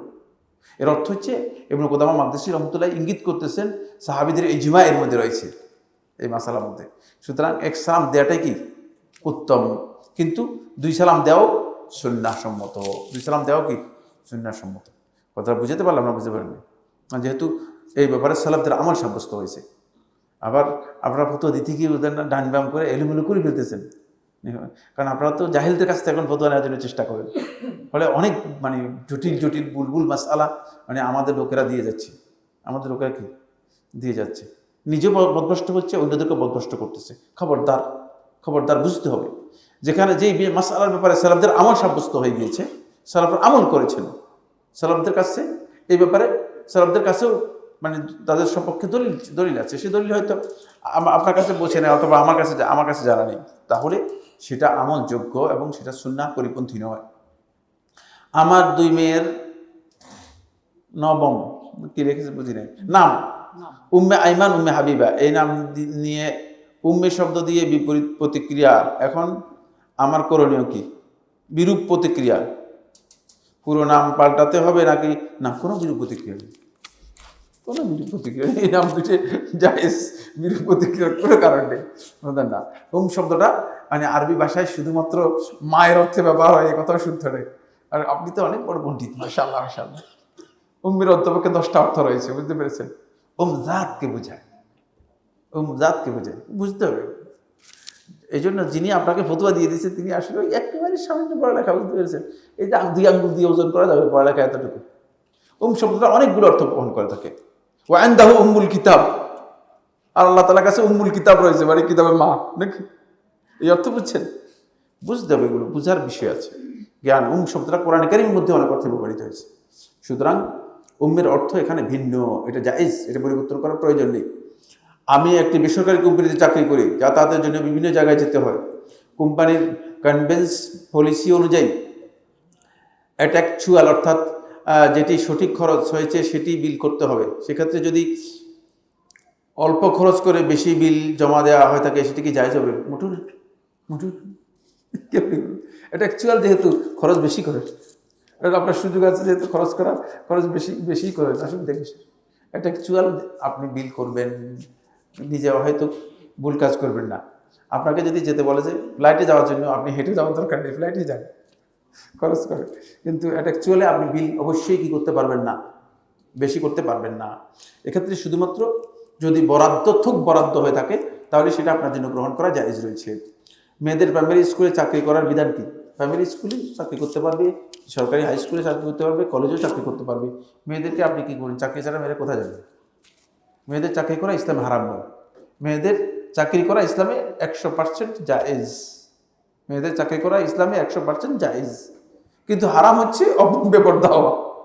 হারাম হচ্ছে মেয়েরা না ঘরের মধ্যে থেকে যদি চাকরি না করে, সে যদি অন্যদের সাথে খারাপ কাজ করে, যেটা করে, তাহলে কি জায়েজ কিনা? প্রশ্নই আসে। বুঝতে পেরেছেন? প্রচুর রয়েছে যারা চাকরি করে না কিন্তু অসংখ্য অপরাধের সাথে জড়িত রয়েছে, সুতরাং মেয়েদের চাকরি করা ইসলাম নিষিদ্ধ নয়। মেয়েদের নিষিদ্ধ হচ্ছে ইসলামে বিপর্দা হওয়া, ইখতিলাত অবাধ মেলামেশায় যাওয়া, খালওয়া ভিন্ন পুরুষের সাথে একান্ত অভিসারে যাওয়া, এবং মেয়েরা অন্যদের সাথে অপ্রয়োজনীয় চ্যাটিং করা। আর সেটা বর্তমানে দেখবেন যে ব্যাপক হয়ে যাচ্ছে মোবাইলের কারণে। প্রচুর মেয়ে বুঝে না, মানে মোবাইলে 2-3টা বিয়ে বসে গেছে, 2-3 জনের সাথে বিয়ে হয়ে গেছে চ্যাটিংয়ের কারণে। এগুলো বন্ধ করেন। আপনি এই প্রশ্ন জিজ্ঞেস করার আগে বলে মেয়েদের মোবাইল রাখা যায় কিনা, এটা জিজ্ঞেস করা দরকার ছিল। বলে মেয়েদেরকে এই যে এটা কি বলে, অ্যান্ড্রয়েড মোবাইল দেয়াই হারাম মূলত। এটা ওই চাকরির চেয়ে ভয়ঙ্কর ক্ষতিকর। হ্যাঁ, যদি চাকরি করার কারো প্রয়োজন না থাকে তাহলে তিনি চাকরি করবেন না। কিন্তু ইসলামে জায়েজ কাজকে না জায়েজ বলার বিধান কেউ দেয় নেই। কারোর জন্য জায়েজ নেই কথা বলা যায় না, এটা হারাম করে দিলাম, আমি কোথা থেকে হারাম করবো? যেটা আল্লাহ এবং তার রাসূল হারাম ঘোষণা করে নেই, আমার পক্ষ থেকে হারাম করতে পারবো কিনা? প্রশ্নই আসে না। কিন্তু আমরা বলবো যে মেয়েরা চাকরি না করে যদি ঘরের দায়িত্ব পালন করে, এটা সবচেয়ে উত্তম, এটা তাদের জন্য ভালো। আসসালামু আলাইকুম ওয়া রাহমাতুল্লাহ। এশা সালাতের 2য় রাকাত থেকে মাগরিবের নিয়ত করা যাবে কিনা?